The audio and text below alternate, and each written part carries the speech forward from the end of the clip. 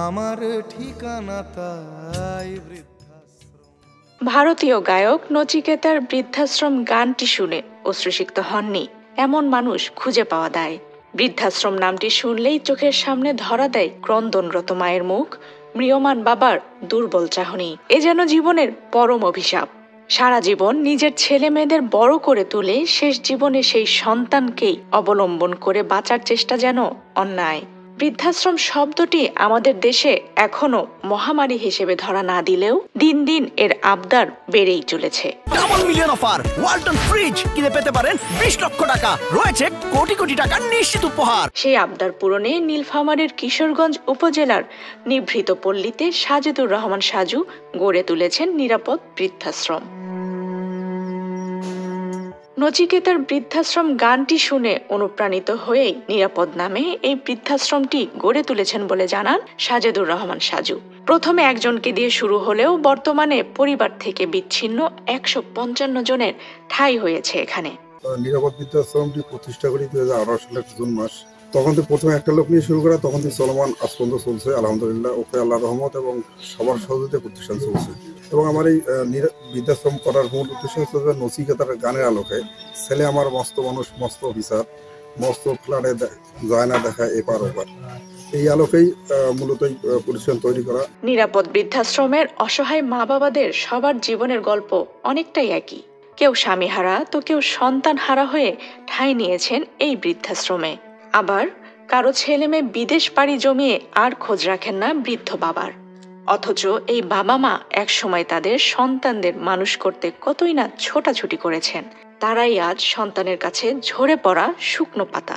ছেলে এক মেয়ে, তারা বাইরে থাকে, তারা কোনো খোঁজ খবর নেয় না।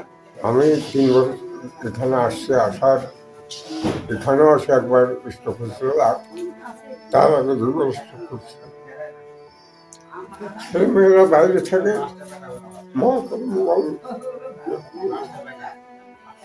আমি তখন থেকে ভালো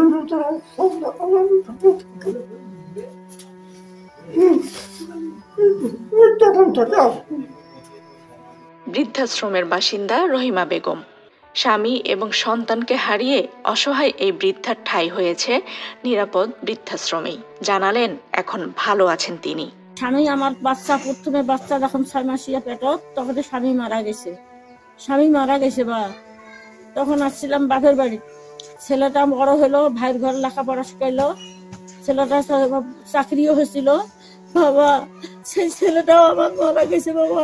বৃদ্ধাশ্রমে যারা রয়েছেন তাদের দেখাশোনা এবং রান্নার কাজ করেন মনোয়ারা খাতুন। 9 মাস আগে তিনিও এখানে এসেছিলেন আশ্রয়ের জন্যই। এসেই রান্নার দায়িত্ব পান, পাশাপাশি পেয়েছেন বাকি জীবন নিশ্চিন্তে কাটানোর নিশ্চয়তাও। এই 9 মাস হতে আসি আমি, আল্লাহ রান্না করি খাওয়াই, খুব ভালো লাগে। সবারে বসি খাই, সবাই আমাকে ভালোবাসে। আন্দি গান্দি খাই সবাকে, সবাই ভালোবাসে। আর সবাকেই দেখাশোনা করিও, কিছুতে পানি টানি গরম করে দেই। 8 মাস ধরে নিরাপদ বৃদ্ধাশ্রমে থাকছেন আরেক অসহায় মা। স্বামী হারানোর পর ছেলে আর মেয়েকে নিয়ে ছিল তার ছোট্ট সংসার। কিন্তু ছেলে বিয়ের পর আর খোঁজ রাখে না সেই মায়ের। মেয়েরও বিয়ে দিয়েছেন তিনি, তবে মোটা অঙ্কের ঋণ করে স্বামী সহ সেই মেয়ে এখন পলাতক। মোটা অঙ্কের সেই ঋণের দায়ও চেপেছিল এই বৃদ্ধার ঘাড়েই। ঋণ শোধ করতে গিয়ে অসুস্থ শরীরেও ঢাকায় গিয়ে করেছেন হাড় ভাঙা পরিশ্রম। অবশেষে ঠাঁই পেয়েছেন সাজুর এই নিরাপদ বৃদ্ধাশ্রমে। আমি ঢাকা গেছিলাম চাকরি করতে, এক মেয়ে এক ছেলে লইয়া। তারপরে আমার হঠাৎ করে পাউডা গুড়াতে ছুটিয়ে গেছি। তখন আমি অসহায় হয়েছি। আমার ছেলে গেছে গা শ্বশুর বাড়ি গড়জামাই নারায়ণগঞ্জ। বেটিরে বিয়া দিছি, বেটির জামাই আর বেটি তারা ঋণ করছে, ঋণ করে তারা বলাইছে। তখন এই ঋণের চাপও আমি ভরছি। তখন আমি তো অসহায় হয়েছি গে, আমি পাউলে আটকারি না গরব রয়েছি। আমি এমন একটা দুঃখিত হয়েছি, আমার চোখের ভানি বারণ নাই। বাদে সাজো বাজান গেছে, গিয়ে আমারে আনছে। অনেন আমি আছি, আল্লাহ দিলে খুব ভালো শান্তি মতন আছি। 8 মাস হয়েছে আমি এনে আইছি।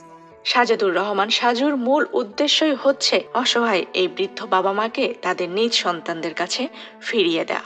বাংলার মাটিতে যেন আর কোনো বৃদ্ধাশ্রম না গড়ে ওঠে সেটাই চান তিনি। বিধবা মা তাদের পরিবারের সন্তানের যে দোয়াটা সেটা প্রতিটা বাবা মাই করে, কোনো বিধবা মাতা আজ পর্যন্ত কোনো সন্তানের অভিশাপ দেয়নি।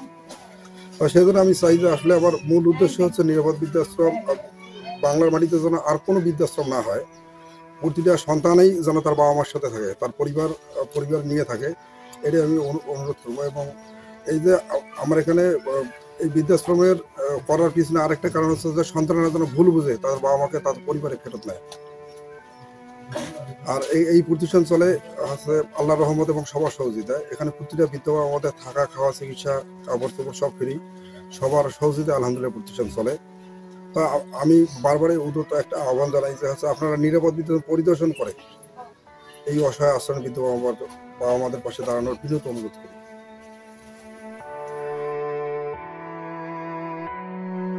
আফসানা রিপা, বাংলাদেশ প্রতিদিন।